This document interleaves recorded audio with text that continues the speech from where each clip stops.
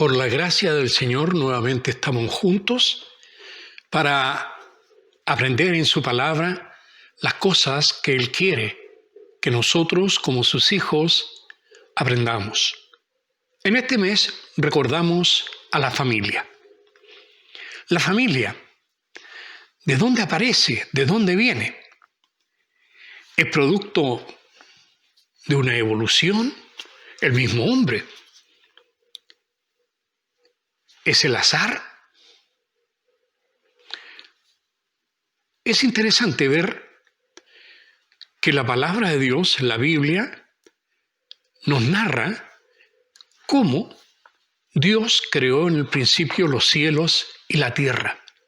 Pero también en un momento, dentro del capítulo 1 del libro de Génesis, Dios nos empieza a hablar diciéndonos de qué manera fue la creación del hombre y de la humanidad. Yo les invito a que leamos la palabra del Señor en Génesis capítulo 1, desde el 26 hasta el final.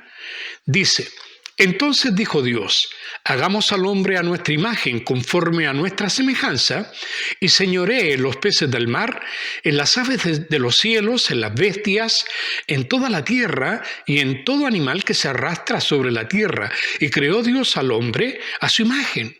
A imagen de Dios lo creó, varón y hembra los creó.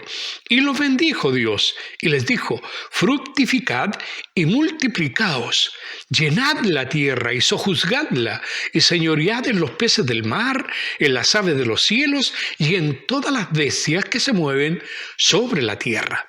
Y dijo Dios: he aquí que os he dado toda planta que da semilla, que está sobre toda la tierra, y todo árbol en que hay fruto y que da semilla, os serán para comer.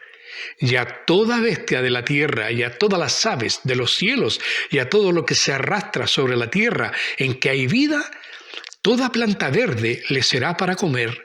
Y fue así. Y vio Dios todo lo que había hecho, y he aquí que era bueno en gran manera, y fue la tarde y la mañana el día sexto. Esto es como nos narra la palabra, la creación del hombre. Casi uno entraría en el tema filosófico con las preguntas comunes de siempre: ¿qué es el hombre? ¿Quién es el hombre? ¿Cómo es el hombre? ¿Hacia dónde va el hombre? Cuando hablamos de hombre nos referimos al género humano. El hombre es producto de un proceso evolutivo. El hombre quizás es producto del azar, solo porque sí, porque millones y millones de coincidencias, de pronto,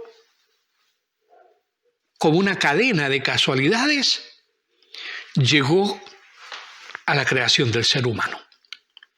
El mundo científico, ateo, agnóstico, rechaza los principios que nosotros tenemos acerca de la creación del universo, la creación de los animales, el hombre, tal como los dice la Biblia.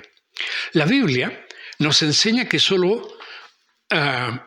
nos enseña no solamente una explicación literal, como fueron los hechos, sino que cómo es el origen del hombre y también quién es el hombre en sí mismo y cuál es el destino del hombre y del universo que Dios ha creado. Es interesante que el hombre tiene rasgos propios que lo diferencian completamente del mundo animal y del mundo vegetal. ¿Por qué? Porque el hombre no fue creado junto con las demás cosas. Fue creado al final de la creación de Dios. Como última cosa, el Señor dijo: hagamos al hombre a nuestra imagen. Y así lo hizo. Y la palabra del Señor nos lleva entonces a clarificar de dónde viene este concepto que nosotros tenemos de hombre, humanidad, familia, varón, hembra. ¿De dónde viene esto? Esto que es tan especial para nosotros, que nos da sentido La familia es uno de los baluartes. Todos reconocen que la familia es el núcleo de la sociedad. Todos lo reconocen. En realidad, el núcleo de la sociedad es el ser humano en sí. Pero el ser humano sin Dios no es lo mismo que el ser humano con Dios. Dios tiene planes para la humanidad. Y es la Biblia la que responde estas preguntas que yo dije que son como filosóficas. ¿Qué es el hombre? ¿Quién es el hombre? ¿Cómo es el hombre? ¿Hacia dónde va el hombre? Entonces la Biblia nos muestra tres cosas a lo menos que yo quiero compartir con ustedes. La identidad del hombre, todo esto en relación a la familia, los rasgos del hombre, las cosas que caracterizan al hombre y la proyección del hombre. ¿Se proyecta el hombre? ¿Y cómo se proyecta? ¿Y cómo lo hizo Dios? ¿Y hacia dónde debe tender el ser humano? Veamos primero entonces lo que mencioné, la identidad del hombre. En Génesis, capítulo 1, como vimos, del 26 hasta el 28, vemos que el hombre no nace por casualidad. El ser humano fue creado por Dios. Y cuando hablamos de la creación del hombre, estamos reconociendo que debe haber un creador del hombre. Este creador es Dios. Nosotros sabemos, creemos que Dios, un ser muy superior a nosotros, nos creó. Es un Dios todopoderoso, es un Dios que todo lo sabe, es un Dios que es eterno, es un Dios que es verdad, es un Dios que no miente. Y nosotros como personas de fe, como creyentes, como cristianos, nosotros confiamos en la Biblia, confiamos que la Biblia es la palabra de este Dios y confiamos que lo que ella dice es verdad. Entonces no nos dudamos del relato, no dudamos del relato bíblico cuando dice y creó Dios al hombre, a su imagen, a imagen de Dios lo creó, varón y hembra lo creó, como dice el versículo 27 del capítulo 1 de Génesis, nosotros lo creemos. Así que cualquier otra teoría como que el hombre desciende de otra especie, o que es producto de la casualidad, o que surgió por azar, o por una inteligencia impersonal, o por último por una inteligencia extraterrestre, como es la moda de pensar en el día de hoy. Nosotros como creyentes rechazamos eso. ¿Por qué lo rechazamos? Porque la Biblia nos dice, en el libro de Hebreos, libro muy conocido por nosotros, dice, por la fe entendemos haber sido constituido, repito, por la fe entendemos haber sido constituido el universo por la palabra de Dios, de modo que lo que se ve fue hecho de lo que no se veía. Está en el capítulo 11 de Hebreos, versículo 3. Este Dios nuestro, que no se ve, Él es el que hizo el universo que se ve, los animales y al hombre que se ve. ¿Cómo lo hizo? De cosas que no se veían. ¿Cómo qué?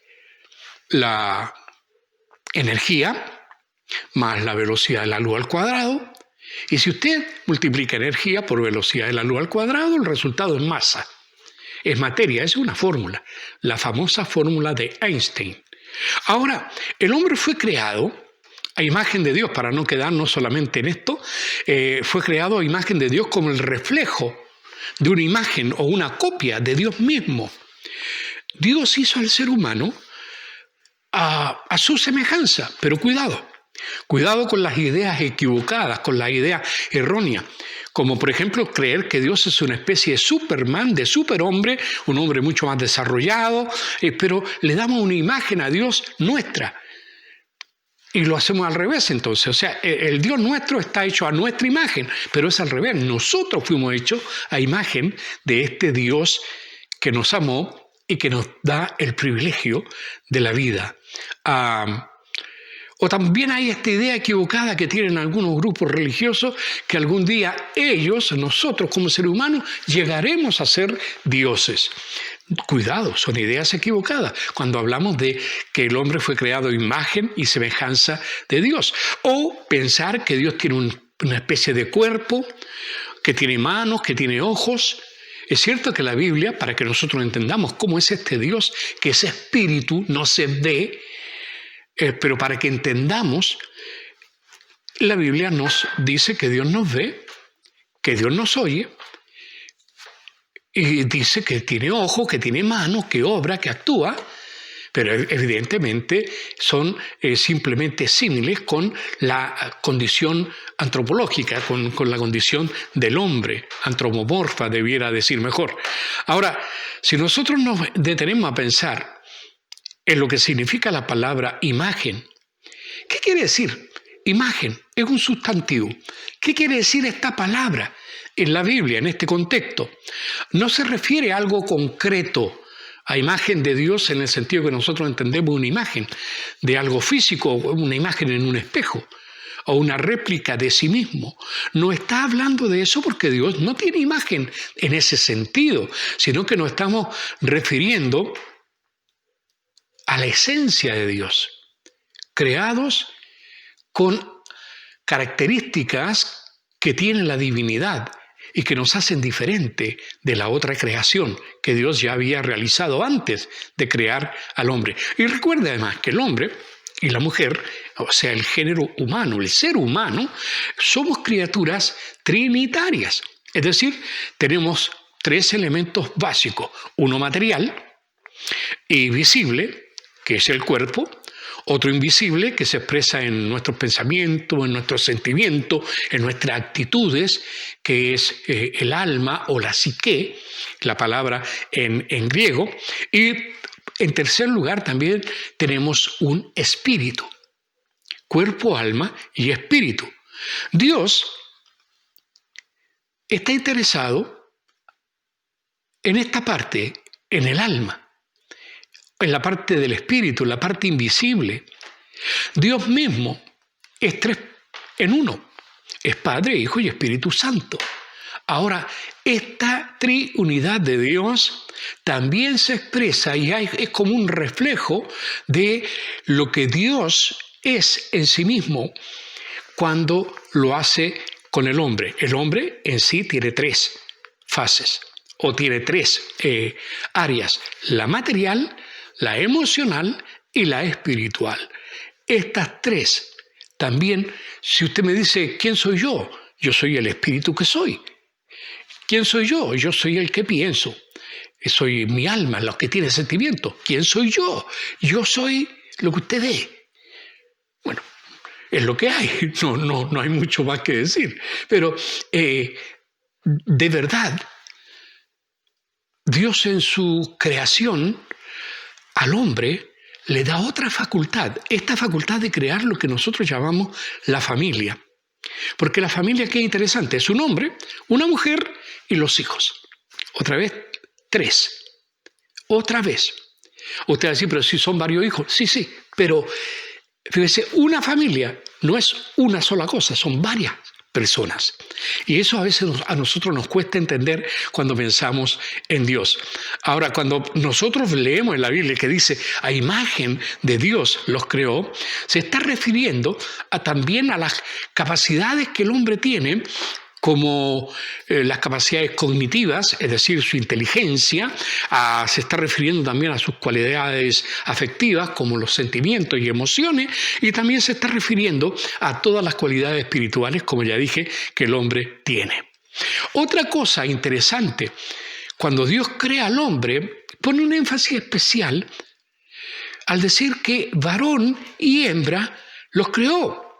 En lo físico, Dios hizo al hombre con una capacidad muy especial, la capacidad de reproducirse, la capacidad de aparearse, similar en este aspecto a la mayoría de la creación de Dios. Hasta los vegetales tienen una parte masculina y otra femenina. No sé cuántos recordarán de sus estudios que ahí están los estambres, el pistilo y todas, no sé si lo recuerdan, de las flores. Y gracias a eso tenemos frutos. Y gracias a los frutos nos podemos alimentar. Y hay tanta bendición en todo esto. Gracias a eso los animales se reproducen. Gracias al sexo nosotros también nos reproducimos. Y aquí viene lo especial de Dios y lo especial también que tiene el cristianismo. Todos los seres están divididos o deben tener sexo, todos. El género masculino lo llamamos macho, al género femenino lo llamamos hembra. Dios hizo en un principio un hombre y una mujer. ¿Sabe? Los pensadores griegos, tan sabios ellos pensaban que los seres humanos en un comienzo tenían ambos sexos en ellos mismos, eran hermafroditas, tenían los dos sexos. Ellos pensaban que por alguna razón, por algún capricho de Zeus o alguno de los dioses, este ser hermafrodita se dividió en dos, se partió en dos, una parte masculina y la otra parte femenina. Los que tuvieron el órgano masculino fueron el varón y los que no lo tenían eran el órgano femenino, la mujer. Ahora fíjese que esta palabra, separar, viene de la palabra griega sectus.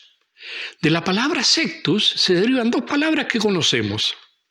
Sectus nos habla de sectas.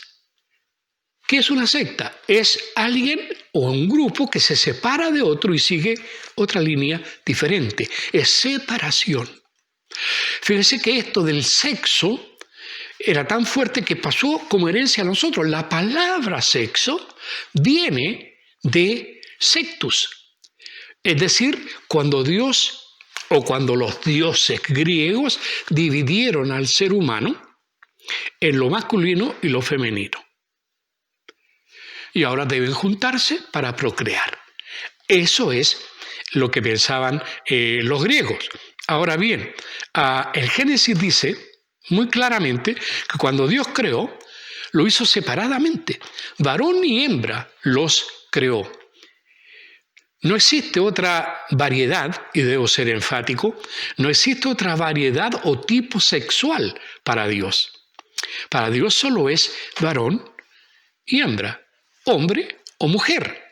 A Dios no le agradan las prácticas que se salen de su molde. ¿Por qué? Porque el Señor tiene sentido en lo que Él ha creado. El sexo tiene sus funciones. Una de esas funciones es la reproducción, y entre esto de la reproducción está también cumplir el mandato del Señor de la continuidad del ser humano. Dios los bendijo y les dijo: fructificad y multiplicaos, llenad la tierra y sojuzgadla, y señoread en los peces del mar, en las aves de los cielos y en todas las bestias que se mueven sobre la tierra. Esa es una de las funciones del sexo. ¿Cuál? Procrear. Sin sexo no hay procreación. Un hombre solo no puede procrear. Hombre con hombre no puede procrear. Mujer con mujer no puede procrear. Hombre y mujer sí pueden. A veces no, porque hay impedimentos físicos y todo lo que usted quiera, pero este es uno de los fines por el cual Dios creó separadamente hombres y mujeres. Ahora, ¿para qué más nos dio el sexo el Señor? Bueno, para expresar el amor mutuo que debe tener una pareja en la intimidad. Para reflejar esto, que es un momento lleno de alegría, de gozo, es un acto de amor exclusivo, solo entre dos. Y también es una relación que fortalece la unidad y la confianza del uno con el otro. No hay nadie que lo conozca a uno más íntimamente que el esposo o la esposa. El matrimonio llega a ser entonces la base de la familia que Dios creó. Y ésta se sustenta en la unión de un hombre y una mujer. Ahora, el sexo fue dado para usarlo bien, una buena práctica de nuestra sexualidad. Eso permite que tengamos una salud equilibrada y guarda a las parejas de los pecados como el adulterio, la promiscuidad, la inmoralidad sexual, por ejemplo. Ahora, de acuerdo a todo lo que hemos visto, podemos afirmar que el hombre es una creación de Dios. Pero también hablamos de que no solamente es una creación de Dios, sino que el hombre tiene características diferentes, porque es una creación especial de Dios. Y hay tres aspectos que caracterizan al ser humano y lo diferencian del resto del mundo animal. Al crear Dios al ser humano, dijo: no es bueno que el hombre esté solo, le haré ayuda idónea para él. No es bueno que el hombre esté solo, tampoco es bueno que la mujer esté sola. La soledad provoca tristeza. Hay personas que llegan a una edad avanzada, nunca se casaron quizás, o van quedando solos y quedan en una situación de tristeza, de melancolía, de introversión. En cambio, la compañía permite el amor, confiar en otro ser de la misma especie que nos va a entender. Y como usted ve, el hombre y la mujer no están en una guerra. Esto no es la guerra de los sexos. El hombre y la mujer se complementan, que es algo bastante diferente. Pero en nuestra sociedad hoy día hay tanto que se dice que está basado en lo sociológico, que está basado en pensamiento humanista, progresista, que está basado en otras partes y no en la palabra de Dios, no en el Dios que nos creó. El Señor, cuando crea a la mujer, la define muy bien y dice de ella: es ayuda idónea. Fue creada especialmente para el hombre, porque no es bueno que el hombre esté solo. No es bueno. Dios lo vio desde el comienzo y creó la solución. La solución es dulce solución, la mujer. Bendito sea el Señor. Vamos a seguir. Ahora bien, ¿para qué? ¿Qué significa esto de ayuda idónea? Bueno, para compartir el trabajo, compartir la crianza de los hijos, compartir los sueños, las esperanzas, los ideales, también compartir las tristezas, las penas, las enfermedades, compartir los momentos de alegría. Para eso Dios creó a la mujer, para que Adán no estuviera solo. ¿Sabe? La soledad es origen de muchas frustraciones. ¿Por qué? Porque Dios nos creó para vivir en pareja, para vivir complementados, hombre y mujer. Ni para el hombre ni para la mujer es conveniente la soledad. Ahora, este ser humano, otra característica que Dios le ha dado al ser humano es un ser que tiene cultura, que provoca cultura. El primer hombre en el Edén, Adán, no era un vago holgazán que se lo pasaba mirando la planta y nada más. Era un hombre que tenía que trabajar, tenía que producir, tenía que hacer cosas. Ahora, Dios le dio un trabajo especial. Tenía que darle el nombre, ponerle el nombre a cada una de las cosas que Dios había creado. Tenía que nombrar. ¿Cómo se llama esto? Y es interesante lo que Dios le pidió al hombre. El Señor estaba desarrollando, por medio de este trabajo, la capacidad del hombre de observar, de pensar, de desarrollar su mente, de tener imaginación para probables futuros trabajos que Dios le tenía a la humanidad también. Ahora, Dios creó al hombre con esta capacidad que él tiene de ser creativo. Ahora, este hombre inventaría, y ha llegado a inventar distintas culturas, porque esto ha sucedido con la especie humana en general. Dice la Biblia en Génesis 2, y ahora en el versículo 19, en el capítulo que sigue, dice: Jehová Dios formó pues de la tierra toda bestia del campo y toda ave de los cielos, y los trajo a Adán para que viese cómo las había de llamar. Dios no les puso nombre. Era el trabajo de Adán. Él tenía que decir cómo se llamaban. Y todo lo que Adán llamó a los animales vivientes, ese es el nombre. Ahora es interesante. Para poder nombrar a algo o a alguien, uno tiene que tener un lenguaje. Y eso es una cosa especial. Ciertos animales tienen su lenguaje, se comunican, pueden mostrar enojo, pueden mostrar empatía, pueden mostrar alegría, pueden mostrar temor, pueden ser tímidos. Hay características en el mundo animal que se parecen un poco a las apariencias que tiene el mismo hombre en cuanto a lo que hace. Pero aquí hay algo especial. El hombre tiene un don, el don de la palabra, el don del lenguaje. La palabra misma Adán, para que veamos la importancia de esto de las palabras, la palabra Adán es un sustantivo propio que significa hombre hecho de barro. Eso significa Adán. En ese nombre está descrita toda nuestra esencia como persona. Primero, somos Adán, hecho del barro. Significa que alguien lo hizo. Somos seres creados por Dios.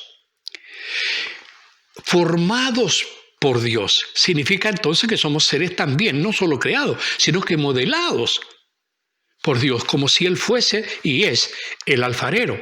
A través, hoy día lo sigue haciendo, nos moldea a través de las circunstancias que nos suceden en la vida. Y es interesante también ver esto, somos hechos con el mismo material con que el Señor hizo el resto de toda la creación. A eso alude la palabra barro. ¿Qué es el barro? ¿Sabe usted que el componente básico del barro es precisamente el componente que está en todos los seres vivos? Es carbono, hidrógeno, oxígeno y nitrógeno. Eso muestra la sustancia viva.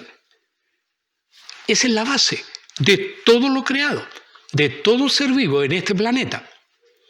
El famoso chon, carbono, hidrógeno, oxígeno y nitrógeno.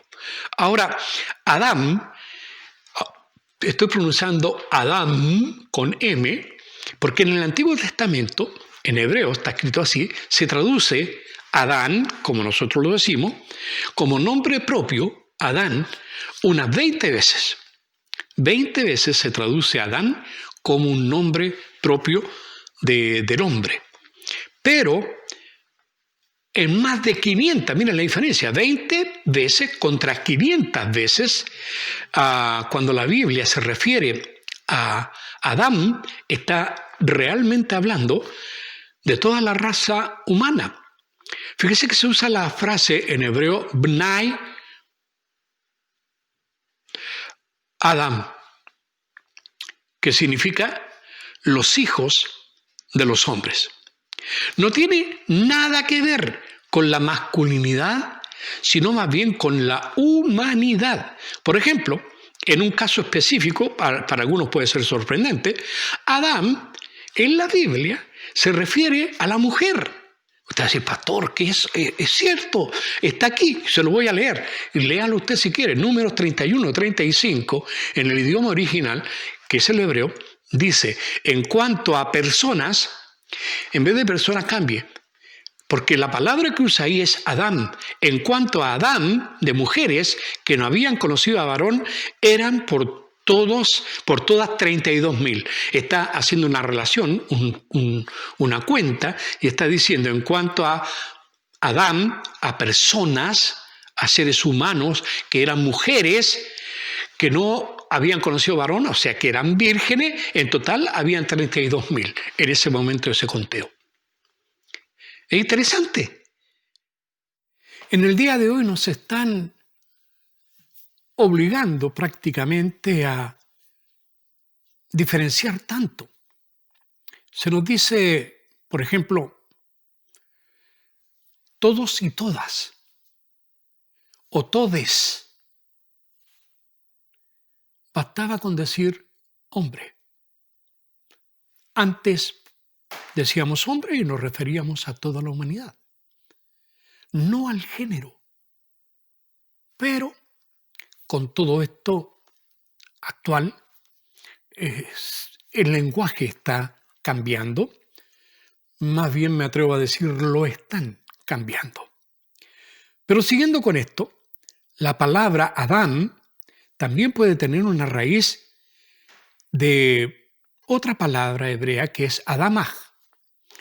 Esta palabra Adamaj significa tierra o terreno.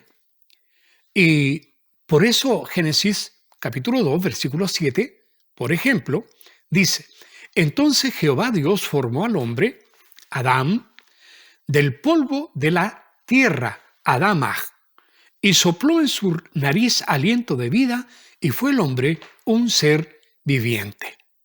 Eso con la palabra Adán.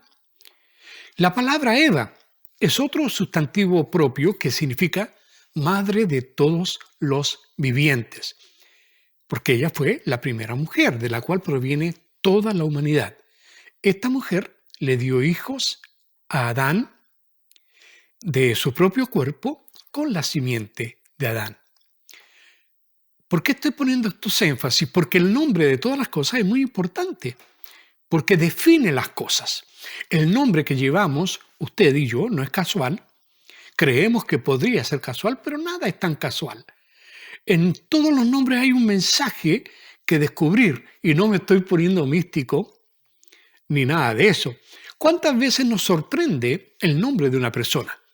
Que a veces coincide con la profesión o con alguna característica de la persona. Le voy a poner un ejemplo de la Biblia. El nombre Juan significa en hebreo: Dios es propicio o Dios se apiada. Dios es piadoso. Y dígame, ¿no es acaso el apóstol Juan en su mensaje el único que pone un énfasis, o uno de los apóstoles que pone más énfasis, en la misericordia de Dios? Casualidad. Usted puede pensarlo que así es. Por eso afirmamos que la labor encargada por Dios a Adán de nombrar, de ponerle nombre a cada ser que había en el paraíso, no era una tarea menor. Así dice Génesis 2:19, y puso Adán nombre a toda bestia y ave de los cielos y a todo ganado del campo. Mas para Adán no se halló ayuda idónea para él. En definitiva, hay ciertos rasgos, como hemos visto, fundamentales, que caracterizan al hombre, al ser humano, y lo hacen un ser diferente de los animales. No es lo mismo. Hay algunos que creen que es igual. Pero habíamos hablado de tres cosas. Ahora veamos la proyección del hombre. Luego de crear el universo, de crear el planeta Tierra, de crear los animales y las plantas, los peces, y finalmente crear al ser humano, al que Dios le dio características como ser creado. Tenemos la imagen de Dios, tenemos una sexualidad que Dios nos ha dado. Ahora nos ha regalado con rasgos fundamentales como ser un ser social, un ser creador de cultura, con pensamiento y con lenguaje. Pero ahora aparece el propósito de Dios. Esto se muestra en tres nuevas creaciones que Dios hace. Primera creación, después del hombre, la creación es de la mujer. Después, la creación del matrimonio. Y tercero, la creación de la familia. Veamos primero esto de Dios creó la mujer. Al no haber en toda la creación un ser adecuado para acompañar a Adán, decide Dios crear otro ser con la misma naturaleza de Adán. Dice la palabra: entonces Jehová Dios hizo caer sueño profundo sobre Adán, y mientras éste dormía, tomó una de sus costillas y cerró la carne en su lugar, y de la costilla que Jehová Dios tomó del hombre, hizo una mujer y la trajo al hombre. Ahora, esto tiene varios significados. Primero, la mujer procede del hombre. Implica que ella es de su misma naturaleza y de su misma esencia. Así que debe ser respetada. Hay que respetarla, hermano. Hay que amarla. Hay que cuidarla como uno se cuida a sí mismo, porque es una prolongación de ti, es una prolongación del hombre. Elohim, nuestro Dios, no tomó un hueso de la cabeza, del cráneo, no tomó un hueso del pie, una falange, no tomó el calcañar, el talón. No, Dios tomó una costilla del lado, del costado del hombre. ¿Por qué? Porque no quería Dios una mujer por sobre el hombre. No quería Dios una mujer debajo del hombre. Dios quería una mujer al lado del hombre, compañera del hombre, al mismo nivel. Por el hecho de ser creada después de Adán, no es inferior, sino que es igual a él en derechos y en obligaciones. Ahora hay otras implicancias que tienen que ver ya con lo espiritual. Mira lo que dice la Biblia en el libro de Efesios, escrito por el apóstol Pablo, en el capítulo 5, versículo 28 en adelante dice: así también los maridos deben amar a sus mujeres como a sus mismos cuerpos. El que ama a su mujer, a sí mismo se ama, porque nadie aborreció jamás a su propia carne, sino que la sustenta y la cuida, como también Cristo a la iglesia, porque somos miembros de su cuerpo, de su carne y de su hueso. Por eso dejará el hombre a su padre y a su madre y se unirá a su mujer, y los dos serán una sola carne. Grande es este misterio, mas yo digo esto respecto de Cristo y de la iglesia. Dios creó esta unidad entre hombre y mujer. Es interesante, del hombre Dios hizo a la mujer, pero de ahí en adelante todo hombre viene de la mujer. Toda mujer también viene de la mujer y del hombre, del progenitor y de quien la lleva en su seno o lo lleva en su seno. Eva fue extraída de Adán, así que ambos son de la misma naturaleza, de la misma esencia. Esto da inicio entonces, como ya vimos, dijimos las tres cosas: primero la creación de la mujer, después del hombre, la creación de la mujer, la creación de la familia, o primero el matrimonio. Después hablaremos de la familia. Primero, el matrimonio. El matrimonio es una de las obras más perfectas de Dios. La palabra matrimonio no aparece en la Biblia, como muchas otras palabras que no aparecen, pero la idea está. Matrimonio, por lo menos en los primeros capítulos de la Biblia, no aparece. La palabra matrimonio, tal como la conocemos hoy día, viene del latín matrimonium, y es la unión de hombre y mujer concertada mediante determinados ritos o formalidades legales y culturales. Tampoco aparece la palabra en la Biblia, la palabra pareja, que es definida por algunos como un conjunto de dos personas, animales o cosas que tienen entre sí alguna correlación o semejanza, y especialmente pareja formada por hombre y mujer. La Biblia solo dice, en vez de hablar de matrimonio, habla de varón y hembra.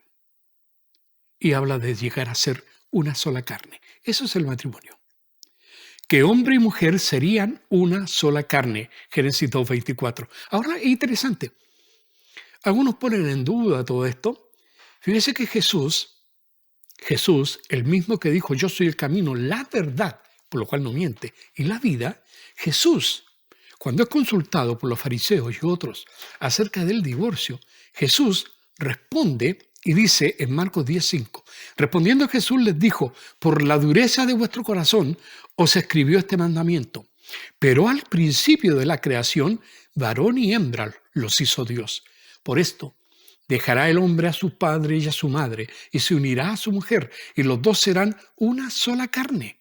Así que no son ya más dos, sino uno. Por tanto, lo que Dios juntó, no lo separe el hombre.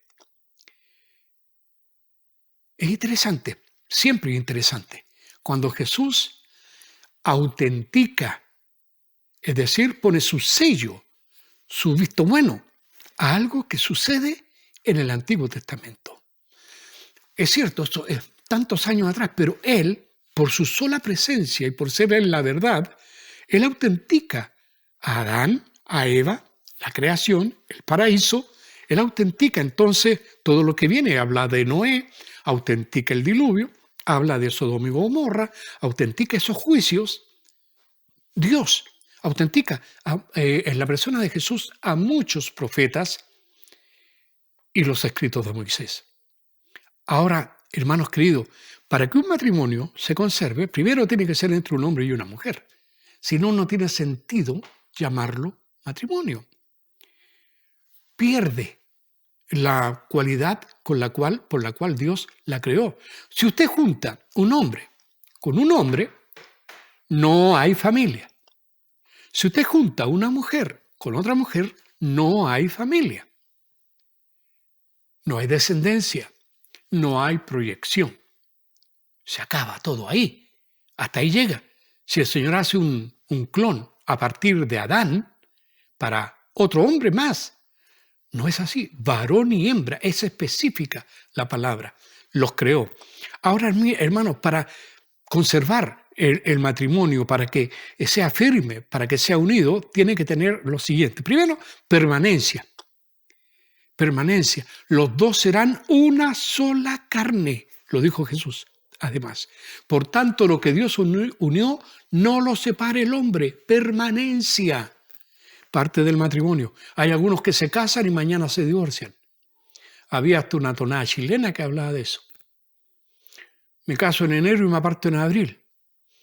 Así decía, no sé cuánta verdad será esas cosas, pero la otra cosa que debe tener el matrimonio, además de esta permanencia en el tiempo, es exclusividad. El amor del matrimonio no debe, bajo una ética nuestra, cristiana, no puede ser compartido con una tercera persona fuera del matrimonio. Eso sería un adulterio. Dice la palabra en el libro de Hebreos, capítulo 13, versículo 4, honroso sea en todos el matrimonio y el lecho sin mancilla, pero a los fornicarios y a los adúlteros los juzgará Dios. Dios creó la mujer después de haber creado al hombre. Dios creó el matrimonio cuando unió al hombre y a la mujer. Y ahora Dios, al hacer esto, crea la familia. Y conoció a Adán, a Eva. No es que la conoció, hola, ¿cómo te va? Sino que es una forma eufemística de decir, tuvieron relaciones. Dios crea la familia. Como usted se da cuenta, matrimonio y familia se interrelacionan. La familia está formada por la pareja, el hombre, la mujer, más los hijos. Comúnmente nosotros llamamos familia a todo el conjunto de parientes que tenemos. Un matrimonio sin hijos también es considerado una familia.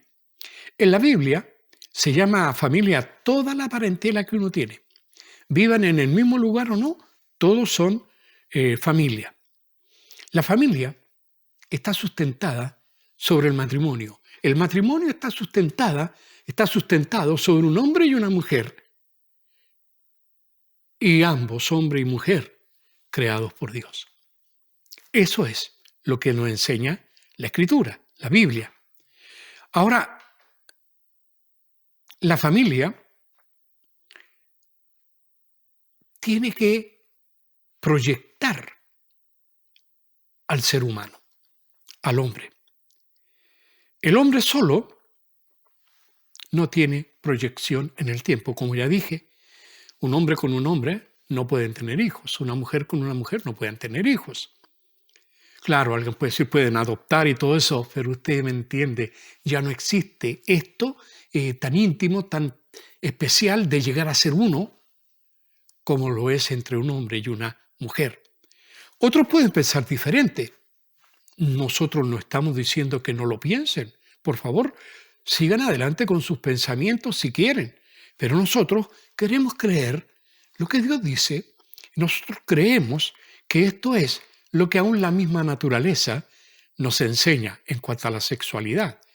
Ahora el hombre puede desarrollarse como persona, puede desarrollar sus cualidades, sus capacidades, pero sin la mujer, un hombre sin mujer, un hombre sin hijos o una mujer sin marido y sin hijos no pueden proyectarse más allá de sí mismo.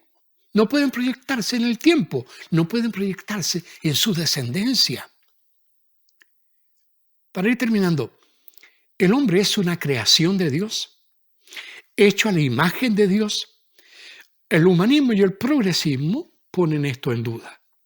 Además, el hombre es un ser con sexualidad o capacidad de reproducirse. El humanismo y el progresismo lo ponen en duda.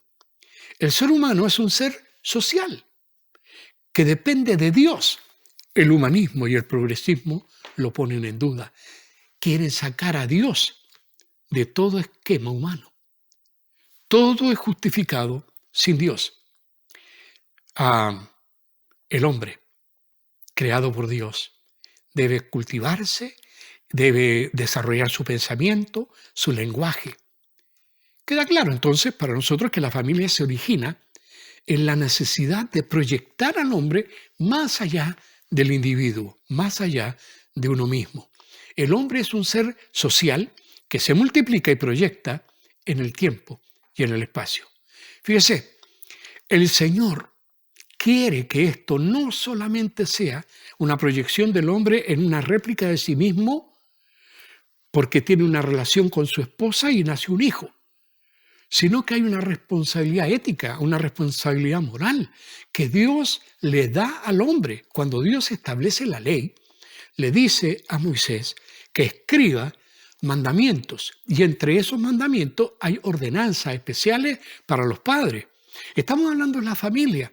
Usted, papá, usted, mamá, tiene responsabilidades delante de Dios. Así lo dice el Señor, así se lo dijo a su pueblo Israel. En Deuteronomio capítulo 6, versículo 6 en adelante dice: y estas palabras que yo te mando hoy estarán sobre tu corazón y las repetirás a tus hijos y hablarás de ellas estando en tu casa y andando por el camino y al acostarte y cuando te levantes, y las atarás como una señal en tu mano y estarán como frontales entre tus ojos y las escribirás en los postes de tu casa y en tus puertas.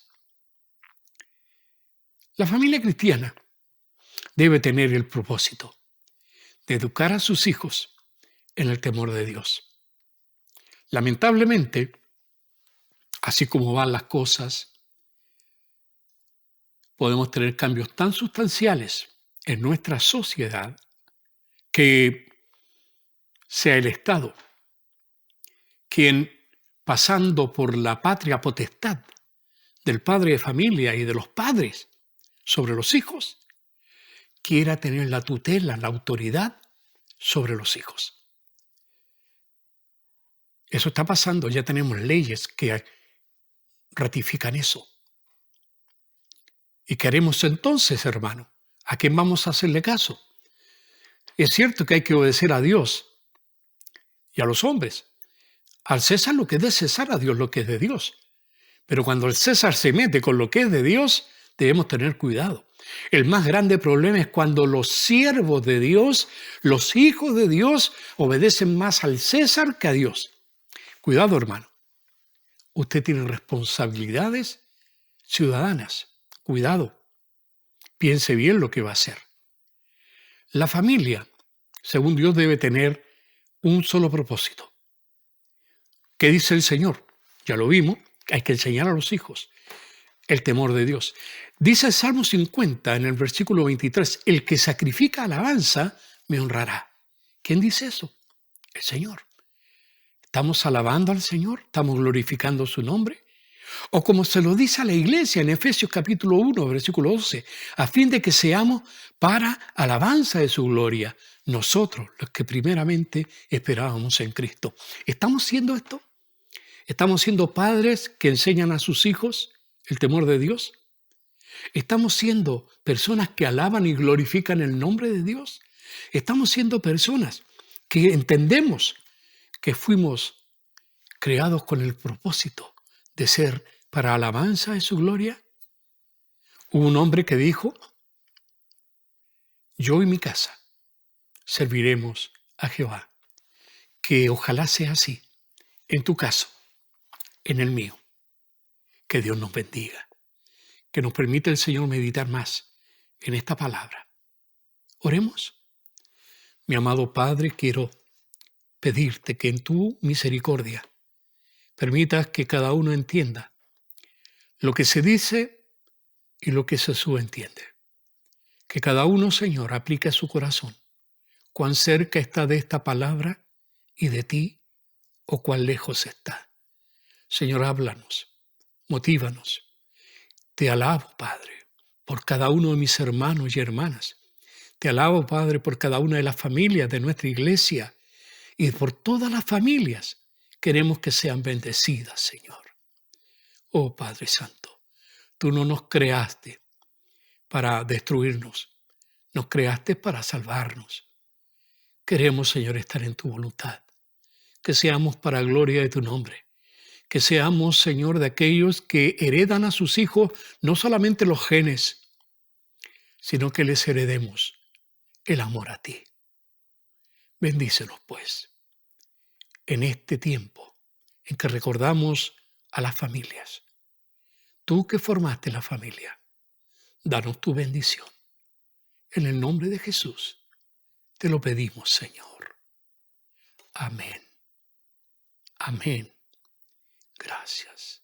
Amén, Señor.